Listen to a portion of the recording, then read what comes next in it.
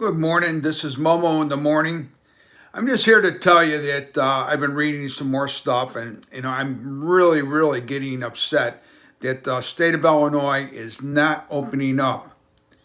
Uh, the regions that they have lump Will County into the Chicago area, which has really got a lot of cases. So it looks like we won't be able to open until probably mid-August if we follow what JB set up. Our governor doesn't realize that the cure for this thing is way worse than anybody could ever dream of. When you look at the number of people that are suffering from mental illness now, the number of people that are committing suicide, the number of people that are going through anxiety attacks, the number of people that are losing their houses because they can't pay their taxes, the number of people that have to go wait for food, the number of people that are just plain getting the feeling of hopelessness. They don't think there's anything can happen that's going to help them. As a government official, I'm demanding the state of Illinois open up the damn state. And you can't tell me that you're afraid of this coronavirus, because we're going to have to learn to live with it. You open up Walmart, you open up the grocery stores, you open up all the stuff like that. You had a small business, a mom and pop store that sells Hallmark cards, or a liquor store, a bar in the neighborhood. They can't be open because somebody might catch the disease. You don't give them the option of social distancing. You don't give them the option of showing that they're cleaning the place after everyone leaves with disinfectant. And the reality of it is that every time you go to the grocery store and every time you go to the liquor store, you were walking into a den infested with the disease because everyone's going there. That's the only place everybody can go. So when I go to the grocery store, I go pick up the meat or pick up a box of Cheerios or spaghetti or whatever. And I look at it and I go, oh, I'm wearing my gloves, so it's okay. Well, guess what? How many people don't wear the gloves? They wash their hands. They put hand sanitizer on their hands. But you're still going by there. You're still breathing that air. So we've got to learn to live with this thing.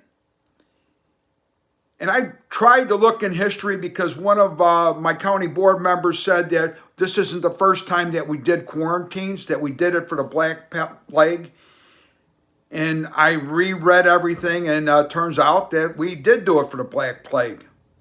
So we're going to go back to stuff from 1918 that we implemented in today's world and say it's a good idea. I think that Sweden has the right idea. You let everybody just live their life. If they get the disease, when we help them fight the disease. And yeah, people that are over 60, they're going to have a problem. I'd have a problem. I have conditions. But guess what? I want to live my life. I don't want to get the damn virus and be in my house and then die. I want to live. It should be my choice. Anybody that is living makes choices every day. You choose to get in your car. What's to say you don't get in a car accident? There's more people killed in a car accident than there are from the virus. It's a tiny percent that die from this thing. Most people just get real sick, unless you're over 60 and you have conditions. Then you probably got a problem. But people are afraid to go to the hospital. They got cancer, so they got to get cancer treatments. And they're afraid. They don't want to go there because they think if they go there, they're going to get the disease and die. Well, if they don't get the treatment, they're going to die. So you can see where the helplessness comes in at. And the hospitals are getting ready to close down because there's nobody going to them. I mean, I got a friend that's in the ER division of a big hospital, and he says the hospital's like a morgue. There's nobody there. The beds are empty. And originally, this whole thing about the shutdown was to make it so that the hospitals would be able to handle the overflow of people, and we're going to try and curb that so that we could have room in hospitals for these people. that get the disease. Well, now we have room for lots of people, and nobody's going there at all. This whole thing is really, really nuts. I always say that they're nuts, but now I'm beginning to think it's something worse than that. I think they're just ignorant.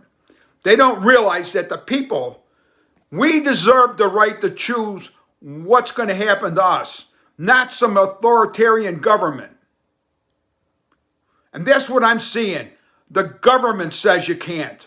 Well, who the hell are they? We had a civil war about a disagreement with government.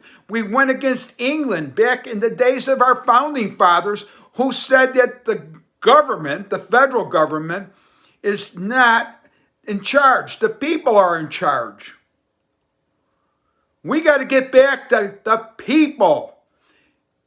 We should realize that the people are pissed off. And it ain't going to stop. It's only going to get worse.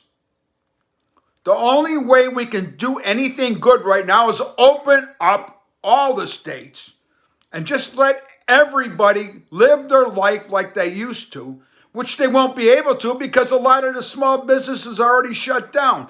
We've already got a problem with our food chain. How long is that going to take to fix? What's the cost of meat going to be? What's the cost of milk going to be? Because they're dumping it all. So there's going to be a shortage. They're killing baby animals because they don't want to waste the money on feed. Our country is going down the toilet, and we got to stand up and say no. So please, call your state senators and state reps, and also call the U.S. congressmen and the U.S. senators, and send them all emails. We got to flood these people with lots and lots of angry citizens that say, open the place up. God bless everybody.